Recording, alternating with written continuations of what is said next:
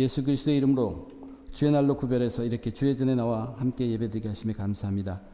이 시간 하나님께서 주장하셔서 하나님 말씀 온전히 역사하도록 인도하여 주시옵소서. 부족한 자 지켜주시고 하나님의 뜻만이 온전히 전해지도록 도와주시옵소서.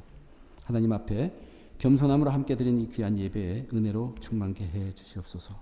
예수님의 이름으로 기도드립니다. 아멘.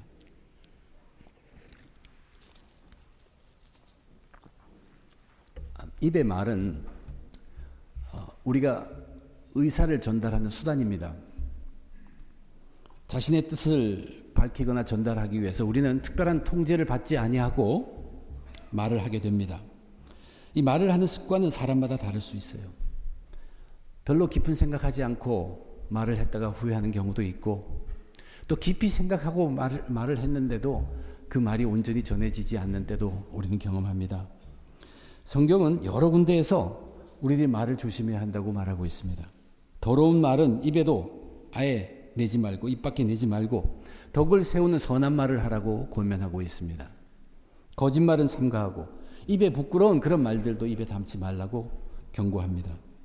그래서 베드로 사도는 누가 말을 하려거든 하나님의 말씀을 하는 것 같이 하라라고 분명히 얘기했습니다. 저와 여러분 우리들이 경험하지만 조심스럽게 말을 한다고 하면서 살아가다가도 한순간에 그 입을 통해서 후회할 만한 말을 하게 되는 것이 우리들의 모습입니다. 단순히 입을 통제한다고 이 순간적으로 들어오는 그런 잘못까지 막을 수는 없다는 얘기입니다. 그러나 우리들의 삶이 진정 변하면 입의 말도 변하게 되어 있습니다. 안 믿던 사람들이 그 전에 하던 것과 믿고 나서 그 말부터 달라지는 것을 우리는 또 체험하고 주위에서 보게 됩니다. 예수를 믿는 사람들은 이 삶이 믿음의 삶으로 변화가면서 우리의 입의 말이 바뀌어가는 것입니다. 오늘 본문을 보면 예수님께서 한밤중에 유다가 입고 온 무리에서 잡혀가셔서 이제 가야바 그 대제사장 관저에 끌려가십니다. 그 앞에 밤중에 소집된 사내들인 공회 앞에서 신문을 당하는 모습이에요. 또 하나는 그와 동시에 일어났던 또는 그 다음에 일어났던 모르지만 예수님이 붙잡혔을 때 잠시 도망갔던 베드로가 예수님이 어떻게 되시나 그 결국을 보려고 관전까지 따라갔다가 뜻하지 않게 사람들 앞에서 예수님을 모른다고 3번씩이나 부인하게 되는 그 광경을 기록한 본문입니다. 이 본문의 특징이라고 볼 수 있다는 것은 뭐냐면 여기에 많은 대화가 있다는 얘기예요. 전부 주고받는 대화로 이 긴 본문이 구성되어 있어요. 예수님을 어떻게 해서든지 이번 기회에 죽이려고 해서는 신문을 하는 가운데 거기에 나타났던 말들, 그리고 베드로가 예수님을 알지 못한다고 부인하는 그 모습 속에도 거기엔 대화가 가득 들어가 있습니다. 이 본문 속에 있는 대화들을 통해서 저와 여러분 우리들의 입의 말을 어떻게 해야 과연 하나님이 보시기에 아름다운 그러한 입의 말을 나누면서 살 수 있을까 함께 생각해 보고자 합니다. 이제 첫째는 예수님을 믿는 성도들은 무슨 말을 할 때라도 그 말을 지금 하나님 앞에서 하고 있다는 것을 알아야 합니다. 비록 우리가 하나님께 얘기하진 못할지 몰라도 어떤 말씀을 하든 지금 하나님 앞에서 하고 있다는 것입니다. 예수님의 죄를 확인하려고 거기에 증언자들, 또 대제사장들, 공회원들, 그들이 다 모여있는 거기에 있는 사람들, 그들이 누구입니까? 하나님의 백성들이에요. 하나님의 백성들이 그 예루살렘에 왜 모였습니까? 하나님의 절기인 유월절을 지키려고 예루살렘으로 다 모인 사람들입니다. 완전히 하나님이 중심입니다. 그런데 오늘의 그 대화하는 그 모습을 보면 과연 그들이 정말로 하나님의 존재를 알고 하는지, 하나님의 존재를 느끼고 그런 대화를 나누는지 의심스러울 정도입니다. 오히려 이 대제사장과 공회원들은 자기들이 하나님인 양 죄 없는 한 사람을 사형에 처하려고 애를 쓰고 있는 모습을 보게 됩니다. 예수님의 사형죄를 결정하기 위해서 다 모여 있는 것이에요. 공회는 밤중에 열리지 않게 되어 있습니다. 근데 재판 아닌 재판이 시작됩니다. 율법에 따르면 적어도 2사람 이상이 같은 증인이 있어야 죄목으로 형성이 되는데 이 두 사람이 일치하는 제목조차 예수님에 대해서 그 죄를 찾을 수가 없었다는 얘기입니다. 단지 한 가지를 그들이 발견했습니다. 그것은 뭐냐면 예수님께서 내가 하나님의 성전을 헐고 사흘 동안에 지을 수 있다라는 말씀을 하셨다는 얘기예요. 이건 사역 초기에 예수님이 하셨던 자기 몸에 관한 말씀입니다. 그런데 예수님은 그 말씀을 하셨지만 그렇다고 성전을 헐은 것도 아니고, 그래서 이런 말씀을 한다는 사실만으로 사형죄를 선고할 수는 없습니다. 그래서 지금 공회가 굉장히 난처하게 됐어요. 곤란하게 되었어요. 어떻게 할 줄을 모르는 거예요. 그때 이제 대제사장이 나섭니다. 대제사장이 예수에게 뭐라고 묻냐면, 사람들이 너에게 대해서 반대로 너를 책 잡으려고 말을 하고 있는데 너는 할 말이 없느냐. 그때 예수님은 침묵하십니다. 아무 말씀 안 하세요. 그러자 이제 예수님을 자기 말에 걸려들도록 대제사장이 하는데, 우선 이 대제사장이 예수님에게 맹세를 시킵니다. 맹세를 하게 하면서 이렇게 얘기해요. 내가 너로 살아계신 하나님께 맹세하게 하노니. 살아계신 하나님께 맹세한다고? 그가 그의 입으로 얘기했어요. 그는 지금 살아계신, 하나님은 살아계신 분이라는 것을 그도 증거하고 있어요. 살아계신다는 것이 무엇입니까? 지금도 이 소리를 듣고 있고 다 보고 계시고 함께 거기 있다는 얘기예요. 근데 그들은 사실 하나님을 이용하고 있습니다. 자기들 뜻대로 무죄한 하나님의 아들을 죽이려고 하나님을 이용하고 있는 것이, 그런 사람들이 정말로 살아계신 하나님을 믿고 있느냐. 그들이 믿고 있는 것은 하나님이 이 자리에 계시지 않는다. 내가 왕이다. 내가 하나님이다. 그런 식으로 그들은 행하고 있습니다. 하나님이 정말로 살아계신 하나님이라는 것을 그들이 믿는 자들이면 자기 마음속에 그것 가지고 이런 말을 하고 이렇게 분노로 차 있는 것은 정말로 그렇게 행할 수 없는 사람들입니다. 그러면서 예수님께 묻습니다. 네가 하나님의 아들 그리스도인지 말하라. 이때 예수님은 더 이상 침묵하지 않아요. 내가 그렇다라고 분명히 얘기합니다. 그리고 그 답으로 끝일 것이 아니라 그 다음에 더 말씀을 하십니다. 뭐라고 말씀하시냐면, 내가 너희에게 이르노니 이후에 인자가 권능의 우편에 앉아 있는 것과 하늘 구름을 타고 오는 것을 너희가 보리라. 심판의 주로 다시 오실 예수 그리스도, 그 그리스도를, 그분을 얘기했습니다. 왜 말씀을 하셨을까? 이 말씀은 예수님은 준비된 말씀입니다. 예수님은 겟세마네에서 이제는 완전한 인간 예수로 이 길을 걸어가기 위해서 준비하셨습니다. 하나님과 앞에서 준비했습니다. 하나님과 다 나누신 이 얘기입니다. 단지 죽고 끝나는 것이 아니라 인자가 되어서, 인자로서 다시 심판의 주로 오심까지 하나님과 말씀을 나누었어요. 지금 이 신문 당하는 자리에서 예수님은 하나님이 살아계심을 알고 있고 하나님과 나누었던 그것을 다시 한번 확인하는 것입니다. 이렇게 하나님 의식하면서 이렇게 말씀한 그 말로 인해서 이제 대제사장은 마치 자기가 하나님인 양 하나님께 신성모독죄를 적용시킵니다. 신성모독이라는 것, 정말 그들이 정말 그 죄를 범하고 있는 것이죠. 그러나 예수님께서 그렇게 했다고 다 덮어씌우고 거기에 있는 모든 사람들도 그 사람의 권위 아래 있었지, 예수님이, 하나님이 거기에 계신다는 생각은 모르고 그들도 하나님의 아들을 사형에 처하라고 다들 이야기합니다. 이제 이 교훈에서 이 말씀 속에서 우리가 교훈으로 배우고 깨달아야 할 것은, 저와 여러분 우리들이 입을 열어 말할 때마다 그 소리를 하나님께서 듣고 계신다는 사실이에요. 살아계신 하나님이시기 때문에 우리는 말을 할 때마다 정말 하나님 앞에서 말을 하고 있다는 얘기입니다. 오늘 제가 설교 말씀을 드리지만 이 설교 말씀을 가장 정확하게 들으실 분은, 하나도 놓지 않고 들으실 분은 하나님이십니다. 하나님 앞에서 말하고 있음을 우리는 알아야 합니다. 살아계신 하나님이시기 때문에. 하나님 앞에서 하나님께서 보고 계시고 듣고 계시고 함께 자리에 계신다는 얘기죠. 우리가 정말 그거를 깊이 생각한다면 우리의 말은 분명히 달라질 것입니다. 설교하려고 하는 그 내용도 분명히 달라질 것입니다. 이런 말을 하면 감히 누가 하나님 앞에서 입을 열 수 있겠습니까? 라고 말할 수 있겠지만, 우리의 하나님은 우리의 아버지입니다. 아버지로서의 하나님이에요. 용서의 하나님이고 사랑의 하나님이고 평화의 하나님이고 자비의 하나님. 하나님 앞에 꼭 용서만 구하는 것이 아니죠.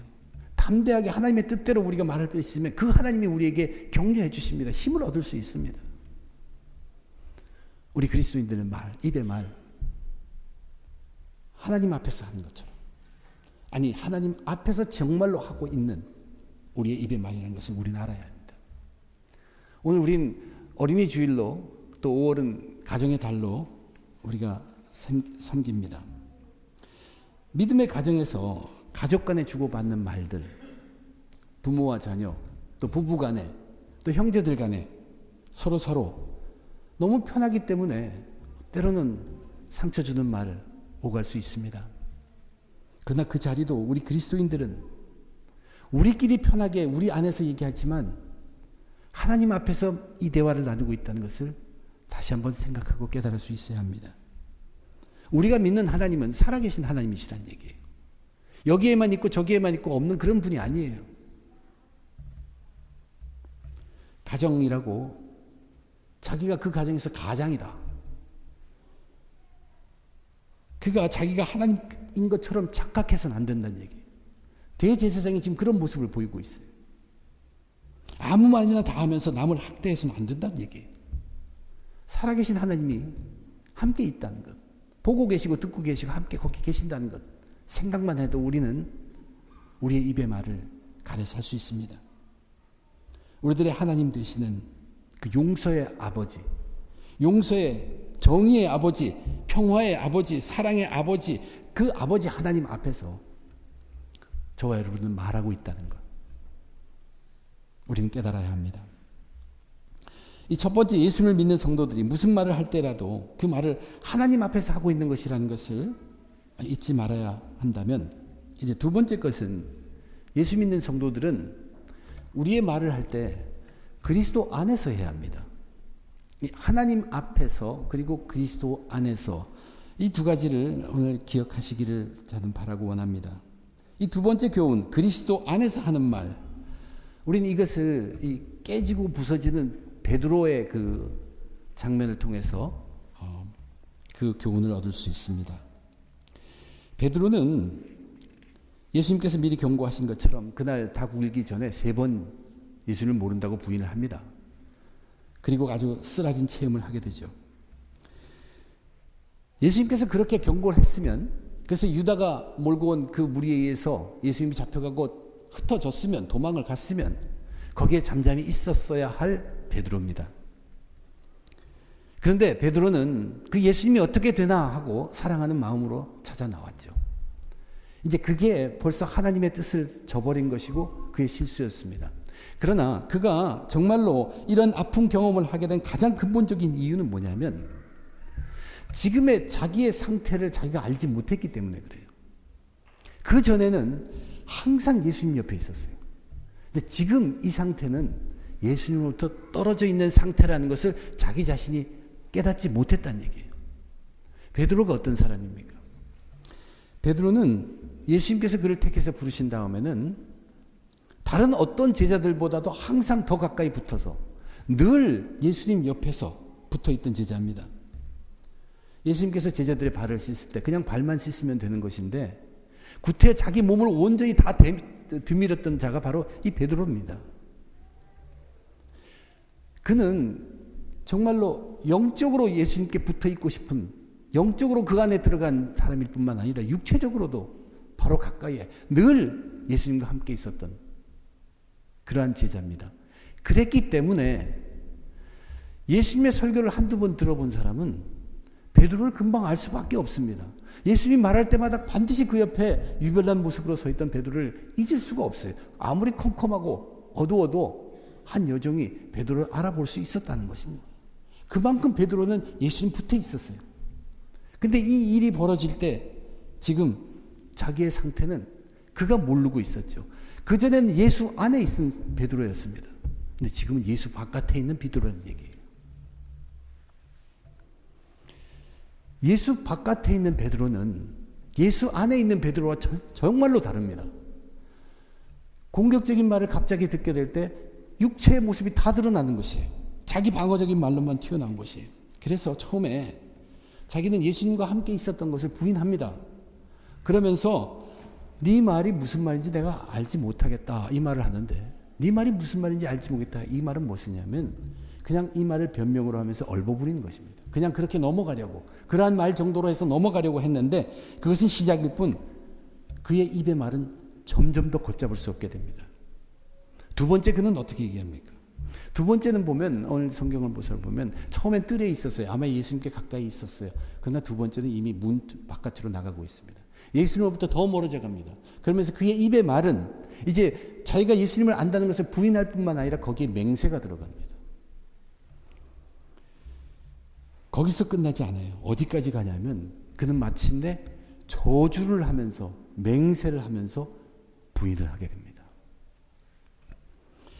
처음에는 한번 슬쩍 주님을 부인하고 넘어갈까 했는데 그것이 결국 어디까지 가냐면 베드로 자신도 상상하지도 못할 정도로 그 자신이 돌이킬 수도 없는 그런 엄청난 죄, 엄청난 잘못, 후회할 만한 것을 그는 저질렀던 것입니다.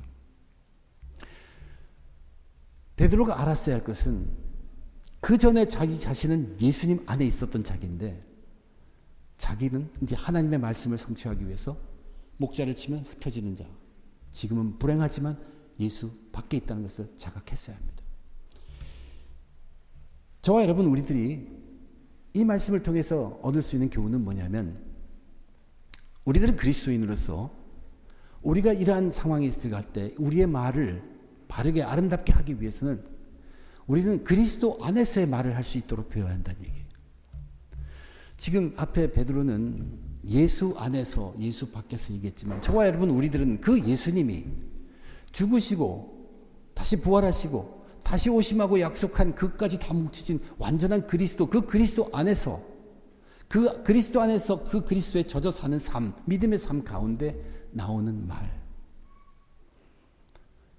이것은 갑자기 어떤 경우에 다다랐다고도 변명하고 넘어가려는 그런 태도보다는 신중하게 되고 진실된 말씀이 나올 수밖에 없는 그러한 그리스도 안에서의 말을 저와 여러분들은 계속 노력해야 합니다.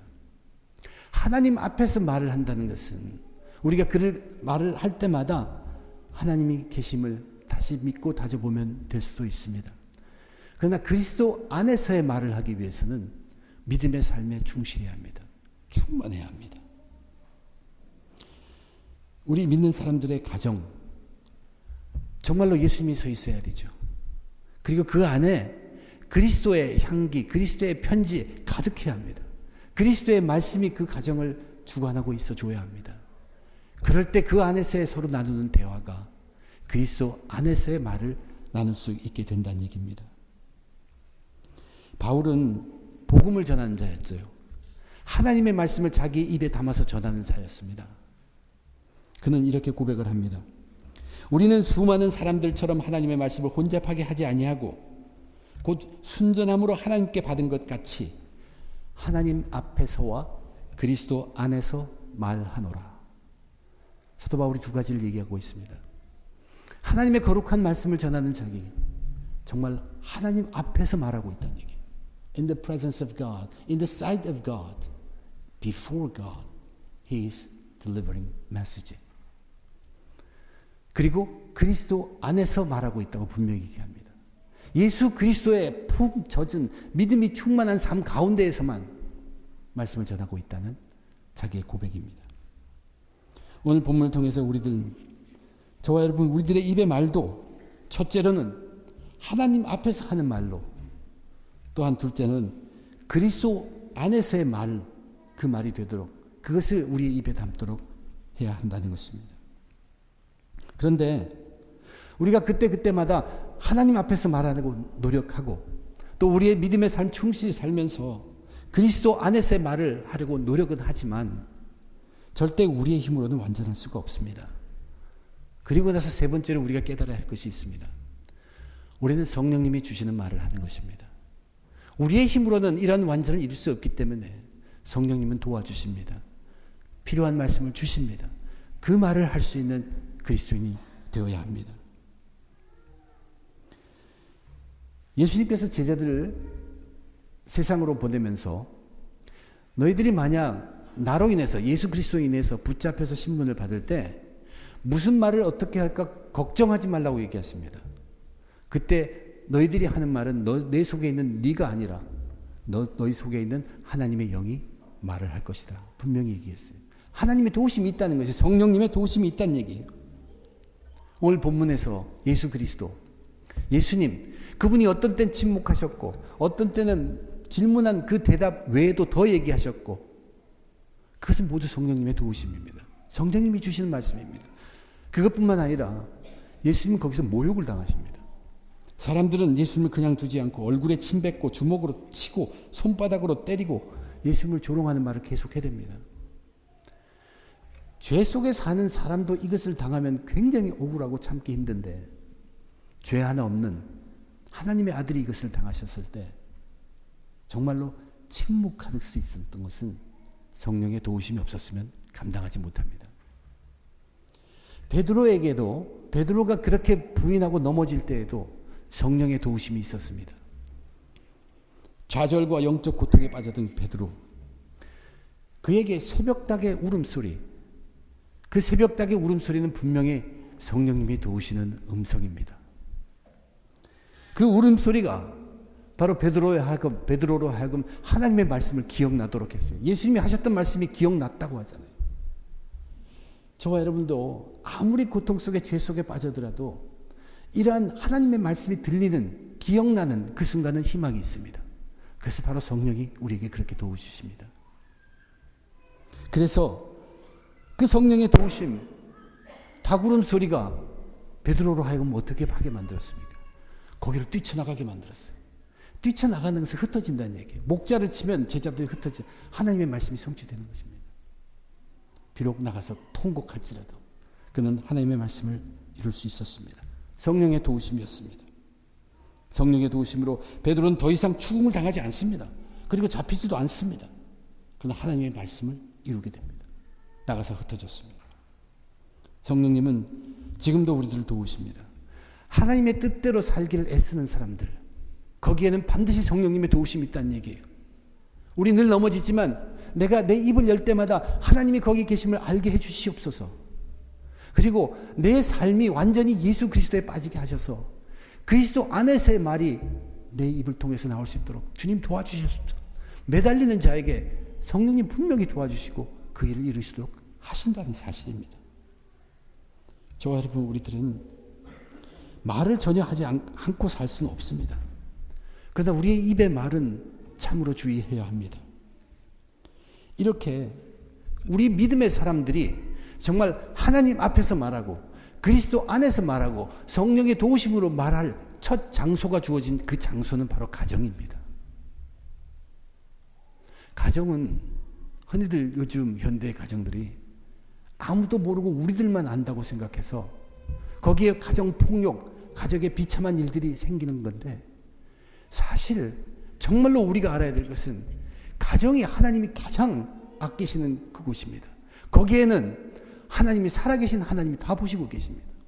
믿음의 사람들은, 믿음의 가정들은 그것을 아는 사람들이에요. 그래서 가족 간에 우리가 대화를 나눌 때도 하나님 앞에서 말을 나누는 그 대화가 되어야 한다는 얘기예요. 그리고 온 가족이 부모로부터 자녀에 이르기까지 믿음의 삶에 빠져야 합니다. 그리스도 안에 빠져야 한다는 얘기예요. 그 믿음의 삶을 살아가면서 나누는 대화가, 그래서 그것이 그리스도 안에서의 말이 될 수 있도록 우리는 가정을 꾸려가야 합니다. 그래도 부족한 우리가 육체가 나약해질 때 그것을 도우시는 성령님의 도우심이 있습니다. 그래서 그 성령님의 도우심에 의해서 우리는 우리의 말들을 꾸려가는 것입니다. 저와 여러분, 우리들 가정 안에서 하나님 앞에서의 말, 그리스도 안에서의 말, 성령이 도우시는 말, 이러한 말들이 가득가득 차고 넘치기를 주님의 이름으로 축원드립니다. 기도하겠습니다. 하나님, 저희들 오늘 다시 한번 주의 전에 모였습니다. 아무 생각 없이 모였을 수도 있습니다. 그러나 살아계신 하나님을 다시 한번 고백하게 하여 주시옵소서. 우리의 입의 말도 듣고 계시는, 함께 하여 주시는, 그래서 필요한 말을 할 때 용기 있게 할 수 있도록 하시는 아버지 하나님임을 잊지 않게 도와주시옵소서. 하나님 앞에서 말을 입을 열 수 있도록 함께 하시며 부족하지만 믿음의 분량대로 그리스도 안에 젖어서 그리스도 안에서의 말이 될 수 있도록 인도하여 주시옵소서. 나의 부족을 아시고 지금도 도우시는 성령님이 입에 말을 넣어 주시옵소서. 하나님 앞에서의 말, 그리스도 안에서의 말, 성령이 도우시는 말이 우리 가정에서부터 살아날 수 있도록, 그래서 아름다운 대화가 오갈 수 있도록, 하나님이 보시고 기뻐할 수 있도록 저희를 인도해 주시옵소서. 모든 것 감사하며 우리 주님 예수님의 이름으로 간절히 기도드립니다.